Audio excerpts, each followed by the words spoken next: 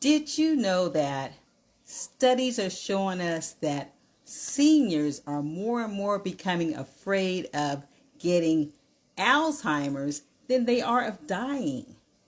Hi, I'm Bernice Hunt, and I am a brain health specialist. I work with women just like you who are starting to notice a few memory challenges, and I help you to stay sharp so that as you age, you can still travel, have fun with your grandkids, and experience new adventures without missing a beat. You know what? I can relate to that thing about being more afraid of Alzheimer's because I'm a senior citizen and I definitely can understand what they're talking about. That is why that after I retired from being a school teacher for almost 30 years, I went back to school to get my credentials for certification as a brain health specialist. And then after that, I created my Keep Your Brain Sharp program. Did you know that Alzheimer's is a growing epidemic? We know that it's an epidemic, but this epidemic is growing, and it's growing worldwide. So I'm not just talking about being an epidemic, I'm talking about being a growing epidemic, and I'm not just talking about here in the United States, I'm talking about worldwide, all around the globe, okay? In fact, there's a prediction that in the next 25 years, cases for dementia will more than double. You know, and I don't know if in 25 years I'm actually still going to be around, but here's my question. Will you be around? Will your kids be around? Will your grandkids be around? You know, because now they have a thing called early onset Alzheimer's. You know, it's kind of like early onset diabetes, where it's now appearing at younger and younger ages. So it's not unheard of now to have people with Alzheimer's in their 20s and 30s. In fact, if you are under 65 and you develop Alzheimer's, they call that early onset Alzheimer's. So it's going down, guys. Younger and younger ages. Okay. There's even new medication out, and I hear, well, it's about to come out, this new medication. They said in a few years they may have something that might actually work to help it. Hey, but here's my question. Will you be able to afford it? The things that are going on these days, that's a serious question.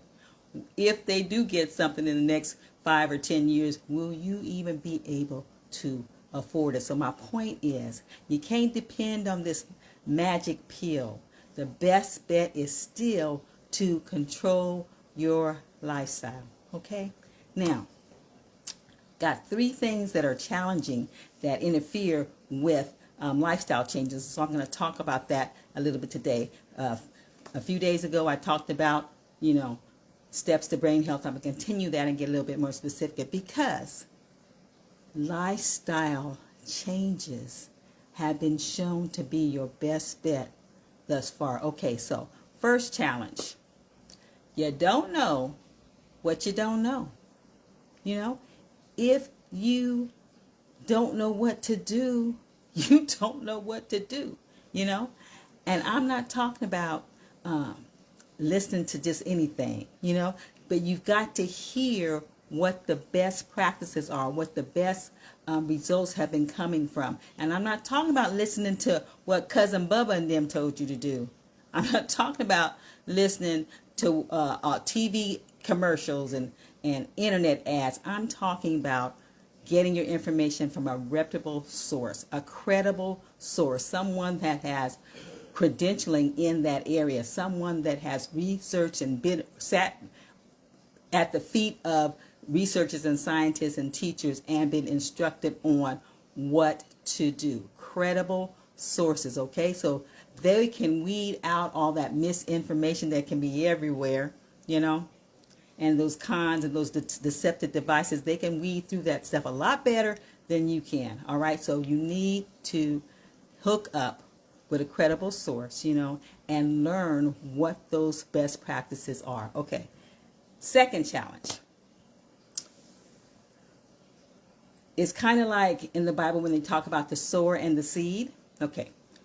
there was a sower, and he sowed his seed, and they said when he sowed the seed, it fell in 3 different places. Okay, the first place was on or by the wayside. Okay, so hearing what you're supposed to do, what you're going to do with it after that. Is it going to fall by the wayside? And by that, I mean, are you going to hear it? Maybe tell some other people about it, have a little discussion, chit chat about it, whatever. And then never implement it.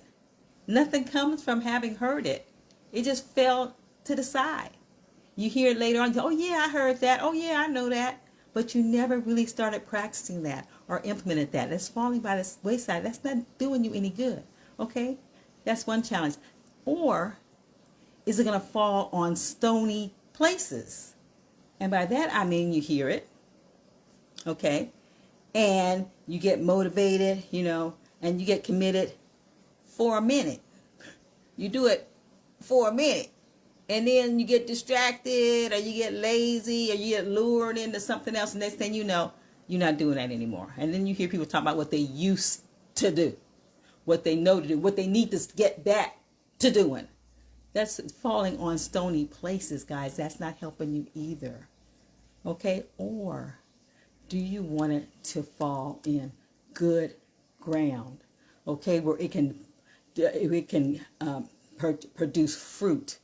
Where you can have good results. Where it can be beneficial. As the Bible says, 30, 60, or 100-fold. Whatever little bit you do is better than not doing anything at all. So it's just a journey. You just keep working it and you produce fruit. Okay, so that is a real challenge with people. You hear about it all the time. You hear all kinds of things about what to do or whatever, but actually implementing it.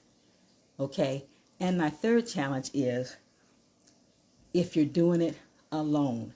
It's sometimes hard to do things by yourself. You got good intentions, but if you're doing it by yourself and you don't have, any rah, you don't have any support or whatever, it's hard sometimes to keep continually doing things if you're the only person doing it. Okay, if you're doing it alone. All right. So, my husband and one of my sons always talking about me and say, Mom, everybody's not like you. Mom, everybody's not like you. And by that, they say that I'm a disciplined person. I'm more disciplined than they're accustomed to seeing other people, I guess. I know. And God has given us all talents. He's blessed us with talents, but they're not necessarily the same for everybody. That's why it's sometimes not good to try to do things alone. Like my husband, Oliver, is my go-to fix-it man. Anytime, if I have something that's not working right, I can't get it to work right, I don't know how to fix it, don't know how to put it together, whatever, I'll go to Oliver and I say, you got to help me with this. Can you fix this? Can you help me? And I would have been trying that thing for I don't know how long, and it's not working for me, and I take it to him, presto chango, there we go. He's fixed it for me. He's my go-to fix-it man. That's his talent. That's his skill. That's his God-given gift. He hears from God, and he fixes it. He takes care of it. Good man to have. Okay, so that's not me, but I have other things that I am good at. So we're all blessed with different things. And so to try to do something alone and not take advantage of the talents and skills of other people, you're doing yourself an injustice a lot of times. All right. Now, I am a certified brain health specialist. Okay, I'm a brain health coach. I have been certified, trained, sat under the feet of well-known people and learned and gleaned from them. So I am a certified brain health specialist, and I am also a retired mentor teacher. Okay, by mentor teacher, that's when they pay you to help other teachers become better teachers. Okay, so I've been paid to help people get better at teaching. So what that means is I know what to teach regarding brain health, and I know how to teach it. And what I would love to do is to help as many people as I can in that area, because like I said, this dementia thing, this Alzheimer's thing is a growing epidemic. Okay, so that's what I want to do. I have created a 5-step program. With my Keep My Brain Sharp program, it has 5 steps, what I call the 5 keys to brain health. All right, and I made up an acronym to help me and you remember what those are, and it is needs, NEEDS, and I say it's what every brain needs. It's the lifestyle you need to have for your brain to function as best as it can. Okay, so we're talking about nutrition, exercise, engagement, de-stress, and sleep. Okay, then I went and I created what I call the Partners Club.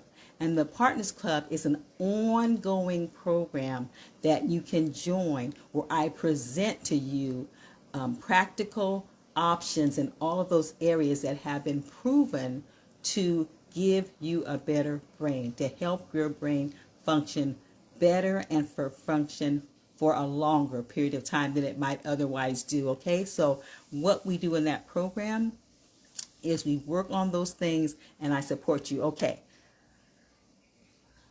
in my Partners Club, I try to take care of those 3 challenges that I talked about.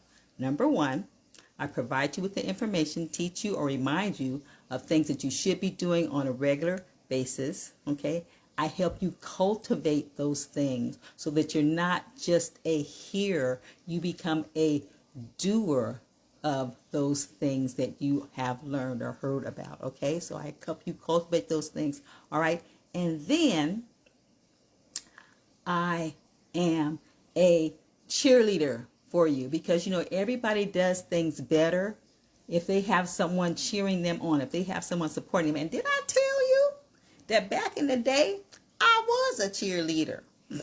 Okay, I was a cheerleader, so I know a little bit about that too.